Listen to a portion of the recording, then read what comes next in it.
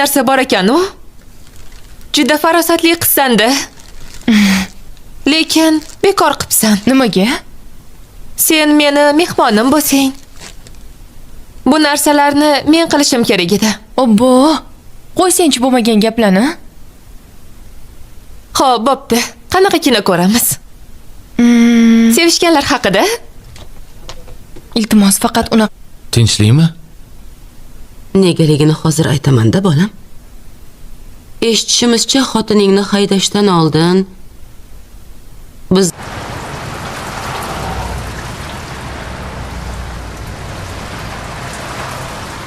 Nima qilyapsan? Haqiqiy do'stimsan.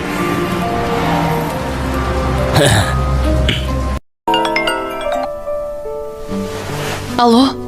Allo. Binafsha. Assalomu alaykum, yaxshimisiz?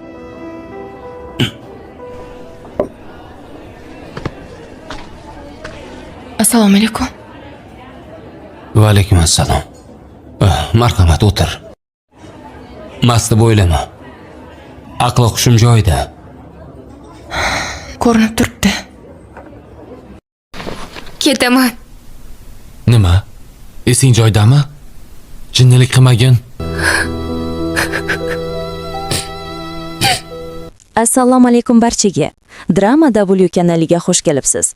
Agar siz chuqur hissiyotlarga boy hikoyalar, kuchli aktyorlik mahorati va samimiy shaxslarni yoqtirsangiz, demak to'g'ri manzildasiz. Bugun biz siz bilan birgalikda serialning eng muhim burilish nuqtalaridan biri bo'lgan 70-qismni batafsil tahlil qilamiz. Hissiyotlar cho'qqisiga chiqqan, haqiqatlar yuzaga qalqqan va yashirin niyatlar fosh bo'lgan ushbu qism tahlilini keling vaqtni boy bermasdan boshlaymiz. 70-qism asosan haqiqat, pushaymonlik va ichki kuch haqida hikoya qiladi. Bu qism shovqin-suronli janjallar yoki kutilmagan mo'jizalar bilan emas, balki hayotiy tuyg'ular va mazmunli muloqotlar bilan tomoshabin qalbini zabt etadi.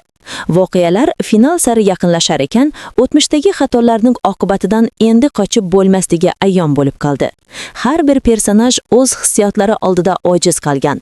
Ayniqsa, barcha qiyinchiliklarga qaramay mag'rur turgan Ifat obrazining kuchi yaqqol ko'zga tashlanadi.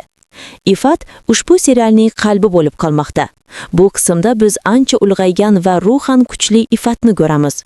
U endi ikkilanmayapti. U o'z haqiqatini qabul qildi va har qanday sinovga tayyor. Ushbu qismning eng go'zal jihati Ifatning sukunati. U ko'p gapirmaydi, lekin uning ko'zlari yillar davomida chekilgan sabr va qurbonliklarni so'zlaydi. Uning xotirjamligi shuni isbotlaydiki, ayol kishi o'z qadr-qimmatini isbotlashi uchun baland ovozda gapirishi shart emas. Uning g'ururi o'zi uchun so'zlaydi.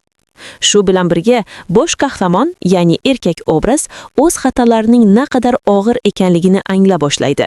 Bu anglash jarayoni juda tabiiy tasvirlangan. Uning pushaymonligi yuz ko'z bilan bilinib tursa-da, yetkazilgan zararni osonlikcha tuzatib bo'lmaydi.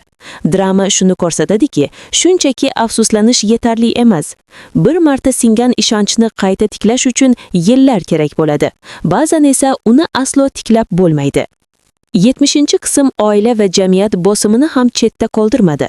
Nomus va an'ana niqobi ostida insonlar taqdirini boshqarishga urinishlar hali ham davom etmoqda. Ayrim obrazlar o'z xatolarini tan olish o'rniga hamon bilmasda Ifatni ayblashadi. Bu esa ayollardan cheksiz qurbonlik kutadigan, lekin mas'uliyatni o'z bo'yniga olmaydigan achchiq hayotiy haqiqatni aks ettiradi. Rejissyorlik ishi ham tahsinga loyiq. Ortiqcha shovqinli musiqalardan ko'ra qahramonlarning yuz ifodalari va nigohlariga ko'proq urg'u berilgan. Oddiy, ammo kuchli muloqotlar tomoshabinning yuragiga yetib boradi. Sokin yoritish tizimi va sukunatdan unumli foydalanilgani epizodning ta'sirchanligini yanada oshirgan. 70-qism bizga muhim bir dars beradi. Sukunat bu adolatsizlikka rozilik degani emas. O'z qadr-qimmati uchun kurashish boshqalarni xursand qilishdan ko'ra muhimroqdir. Ifat o'zining sabri va irodasi bilan barchamizga o'rnak bo'lishda davom etmoqda. Azizlar, bu bugungi sharhimiz edi. Sizningcha Ifat uni kechirish kerakmi? Izohlarda o'z fikringizni qoldiring. Drama W kanaliga obuna bo'lishni va videoga like bosishni unutmang. Keyingi videolarda ko'rishguncha